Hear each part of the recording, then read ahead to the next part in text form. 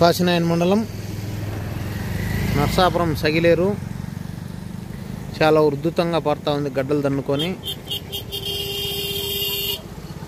చాలాగా ఒక రోజుకు 10,000 క్యూసెక్కుల నీళ్లు పైనే ఈ ఏరు ద్వారా పోతున్నాయని అంచనా వేస్తున్నారు అధికారులు. చాలా ఉధృతంగా పారుతా ఉంది. నర్సాపురం బ్రిడ్జి పై నుంచి కాశీనాయన మార్గం వెళ్ళు మార్గం.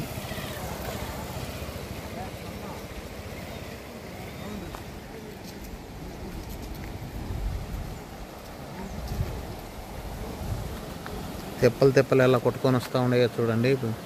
పోయేటి అటు చూడండి, అది వెళ్ళిపోతూ ఉంది తెప్ప. ఇంత పెద్ద తెప్పో చూడండి. పెద్ద చెట్లు చేమలన్నీ దోసుకొని వస్తూ ఉన్నాయి. అక్కడ నుంచి కూడా ఇంకా 2-3 తెప్పల ఎదురుగా కనపడతా ఉన్నాయి. వివేకానంద శ్రేవాశ్రమం సైడు